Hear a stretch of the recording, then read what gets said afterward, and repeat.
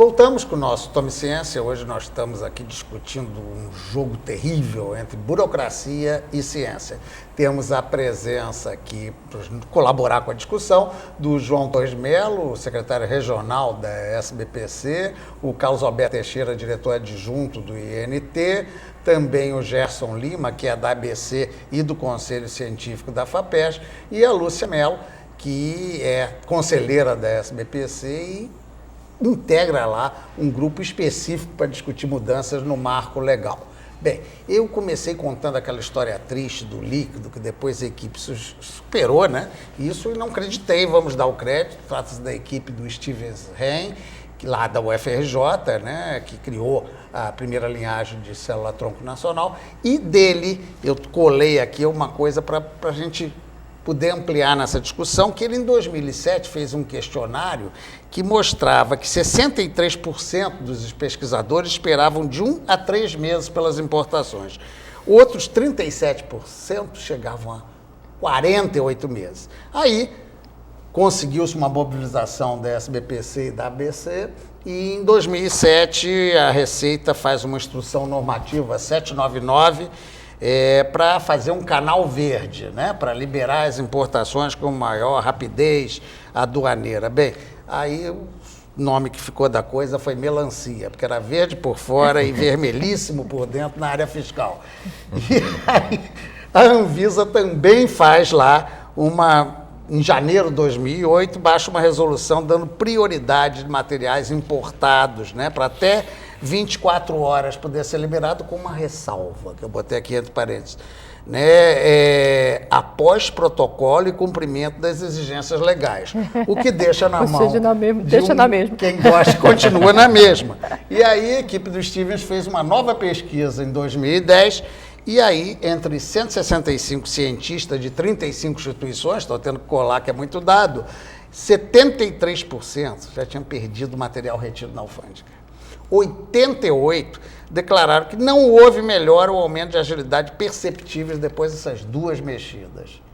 E aí, João, quer dizer, agora a SBPC em 2010, junto com a ABC, faz uma nova proposta. Não tem jeito? É difícil assim mesmo?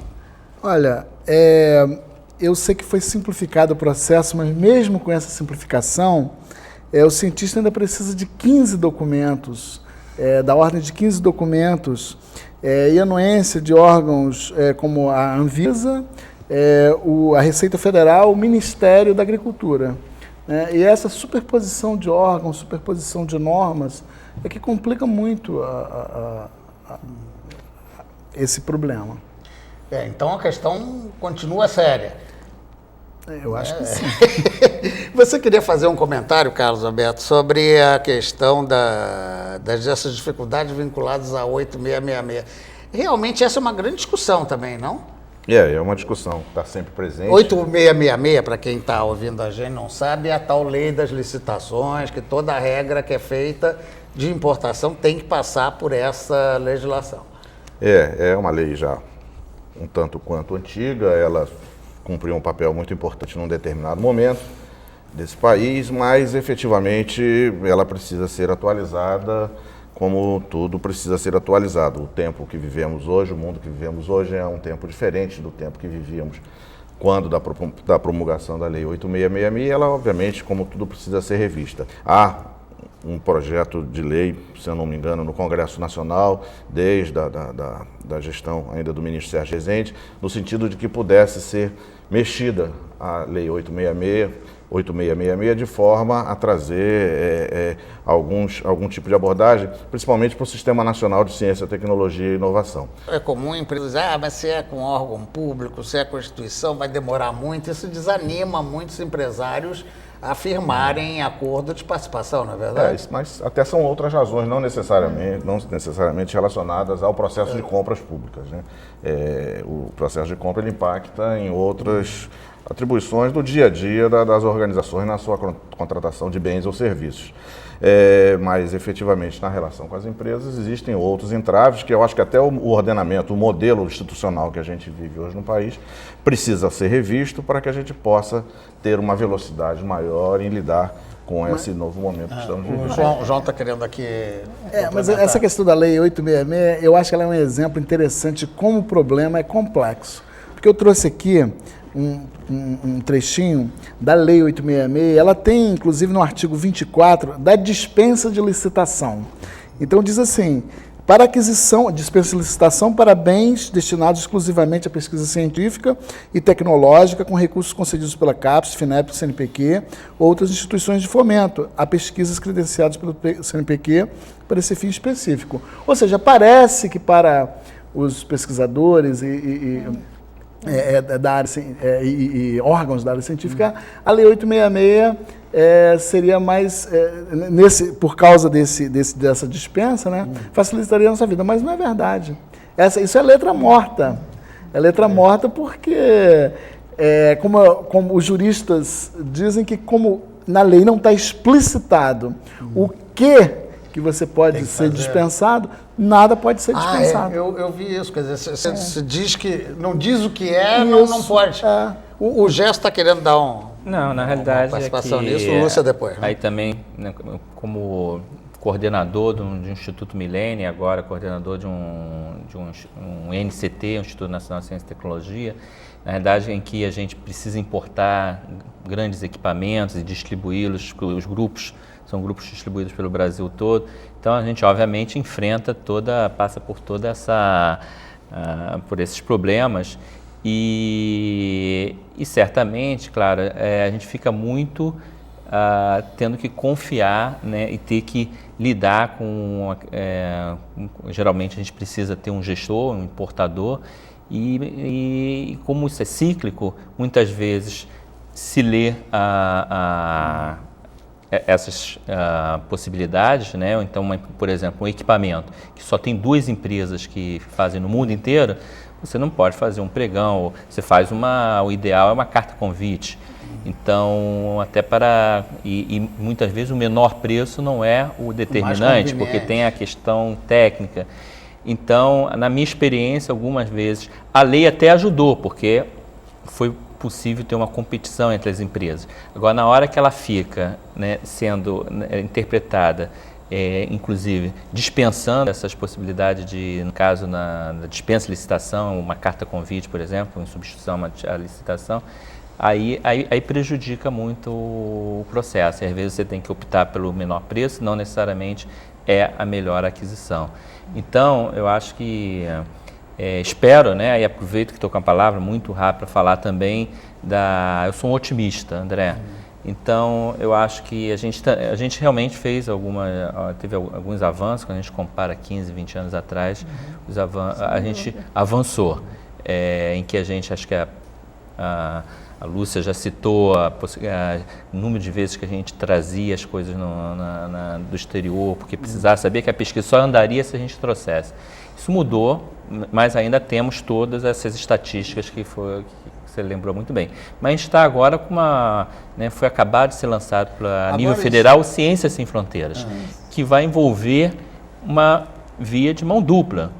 E se não for acompanhado por mudanças nos marcos regulatórios, isso não vai funcionar, porque, só citando, o Ciências Sem Fronteiras é um programa de ida e vinda, né, mas dito em números, né, da ordem de 100 mil estudantes indo para o exterior, mas é uma via de mão dupla com vinda por exemplo, como foi anunciado... do exterior pedidos pela presidente Dilma e feitos pelo CNPq. Pelo CNPq, mas com estadias curtas de 6 meses, as chamadas bolsas sanduíche, com a vinda de pesquisadores do porte de prêmio Nobel, que vai passar uma temporada aqui. Então, imagina um prêmio Nobel passando 2 meses aqui e tendo aqui problemas... Dar um pulinho no Paraguai para legalizar o visto. Exatamente. Então, eu acho que Eu acho que é um caminho importante, que a gente precisa realmente caminhar. A gente hoje em dia nós somos o 13º produtor de ciência do mundo, mas os que estão na frente agora são colegas importantes, né? E como já foi citado pelo Carlos Alberto, a questão exatamente de você fazer essa transferência para o setor produtivo dos resultados. Lúcia, você estava querendo também dar uma opinião? Veja, eu acho que tem havido alguma evolução, né? Recentemente o CNPq lançou um programa de Fast Track, né, de importação rápida, com um projeto piloto no aeroporto de São Paulo, né? Evidentemente, uma das questões que eu levantei, mas a pesquisa hoje no Brasil, ela está espalhada pelo Brasil, né? E, portanto, isso tem que ganhar muito fôlego e muita rapidez para testar se realmente se consegue uma linha verde real, né? Um fast track de forma que você tenha os equipamentos e você possa redistribuí-lo pelo Brasil inteiro. Porque como os programas dos institutos nacionais, por exemplo, você tem redes que são instituições em São Paulo, Rio, Amazonas, no Amapá, ou seja, como é que você vai fazer com que os equipamentos cheguem em tempo real? Se chegar em São Paulo tiver menos 73 para chegar lá no Amapá... Exatamente, como é que vai fazer? Né? Então, eu acho que isso é o estágio que nós estamos. E eu acho que o Gerson tocou a questão da ciência sem fronteiras, e eu acho que isso bate com um dos maiores desafios da ciência brasileira atualmente, que é a internacionalização real. É uma maior presença internacional. E essa maior presença internacional, ou seja, a gente hoje tem uma ciência que é compatível, ciência de qualidade brasileira, que é compatível com o tamanho e a contribuição do PIB brasileiro em relação à economia mundial. Mas um estudo bem recente mostra que em 2030 o Brasil será a 4ª economia do mundo. Não é mais nem a 7ª, nem a 8ª, nem a 5ª, é a 4ª, superando inclusive o Japão. Para a gente se internacionalizar neste grau, com empresas lá fora, com a ciência, com mais presença internacional, inclusive através desse programa Ciência Sem Fronteiras, nós vamos ter que realmente ultrapassar de uma maneira muito rápida, muito determinada, alguns desses obstáculos. Acho que foi levantado aqui a questão da lei da licitação.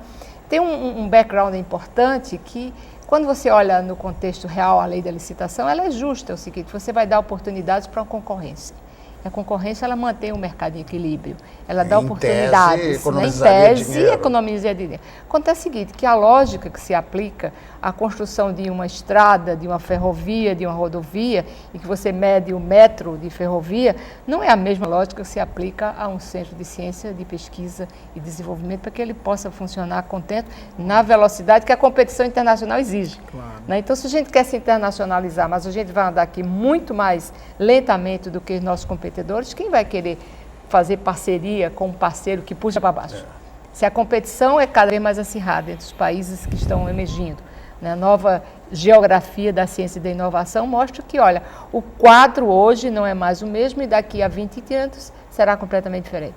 Né? E essa diferença vai passar muitíssimo pela capacidade dos países se ajustarem a essas transformações. Eu acho que o Brasil está naquela transição, é o seguinte, ele cria regras extremamente alvissareiras para estimular isso e, por outro lado, não corrige algumas outras impedâncias que vão destruindo quase aqueles avanços que vai se construindo. Esse que é o desafio brasileiro. Eu vou fazer mais um breve intervalo e a gente vai voltar, já começando a falar de medidas concretas para tentar superar esses obstáculos, mais medidas para tentar superar esse obstáculo burocrático para o desenvolvimento da ciência. Um instantinho só, a gente volta já já.